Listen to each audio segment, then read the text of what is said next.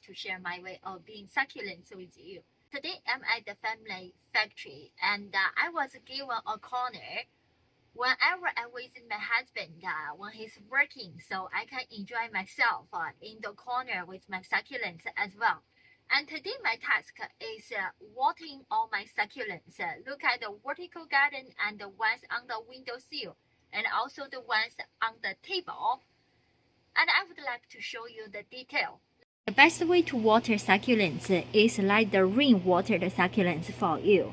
It's raining right now outside, but I checked the weather forecast. It wouldn't last long, and in the coming days, there's no rain. But the good thing is I collected some rain.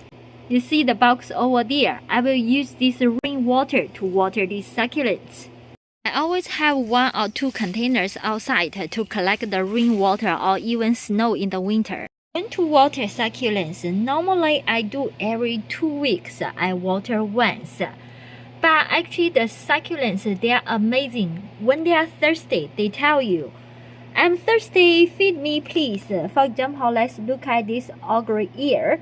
You see the leaves are shrinking. So that's really thirsty plant now. And also this ghost plant.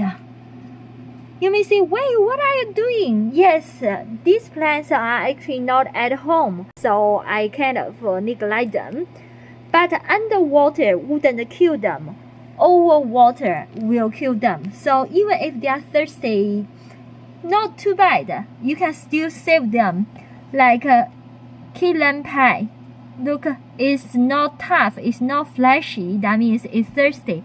From this leaf, you can see it's obvious it's thirsty. And this chocolate plant, you can also just like a piece of taco. You just fold it. If it's so easy to fold it, that means it's thirsty. If it's fleshy, it's really hard. When you try to do that, you may just break it into 2 pieces. Another thing, I use is soaking, bottom soaking. Now what I'm doing, the water level is not really good enough. What is a good water level? Right at the edge of the planter, that will be a good level. So in that situation, it helps them to soak the water in quickly. Otherwise, it will just take a much longer time. It depends on how long you have the time and then how much rainwater you already stored. Since I'm a bit short of time and then I have another jar full of water, so I would just add the water from one side of the container into this big container. So let the water level go much higher and help them to get watered faster. Top watering is also okay, but you will do it is get 1 pot surface full of water, then just go with another one and then keep going. After you water all of them, you see, the surface are all white, but it doesn't mean the inner part is white too. So in that situation, you just water again. From the first one, go all around and do that again. You can use a tool, anything handy like a pen, a chopsticks, anything with a little bit sharp point, and you can just step into the soil and then see whether it's thoroughly watered or not. That is a good way to check whether they are thoroughly watered or not. For this type of tools, it doesn't have to be fancy. You can also use it for another way. Because the surface is kind of hard to tell, what you do is you just poke some holes deep in. You can kind of feel whether it is white or not. If it's hard to poke in, that means it's still dry.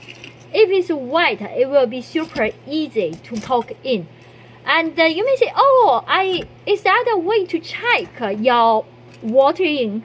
No, it's not only about to check whether it's thoroughly watered or not. The inside part of the soil, they are actually tighter.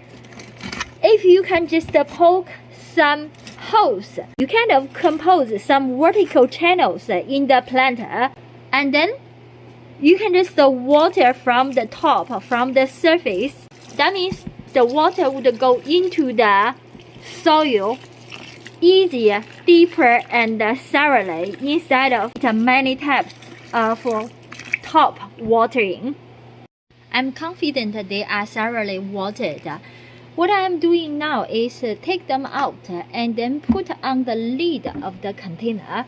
So in that situation, the water will go through the planter and it wouldn't cause a mess on the surface of your table or windowsill. This is my second load of watering, and what I will do now is just move the first load back to the windowsill. I composed a video about using this light shade as planters.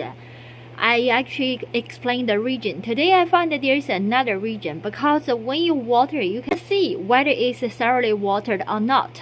Isn't that amazing? Last load will be one of my favorite Madagascar palm. And also these little propagation ones because they are shallow, and then the leftover water would be deep enough for them to have the bottom soaking up. For this beauty Madagascar palm, I have 6 of them. I will make a video and tell you the habitats of them and how to take care of them. Follow me and go to the next video. Look, the baby propagation ones are lying in the tank and then absorb water. They will raise the water level, eventually get the bigger plants watered thoroughly as well. After 1 hour and a half, all these plants are thoroughly watered and back to their places. Look, the vertical gardens are full of these babies again, and also the basket on the table. Thank you for watching my video. Hope whatever I share is helpful to you. If you loved the video, please just hit the love button. Thank you again and bye for now.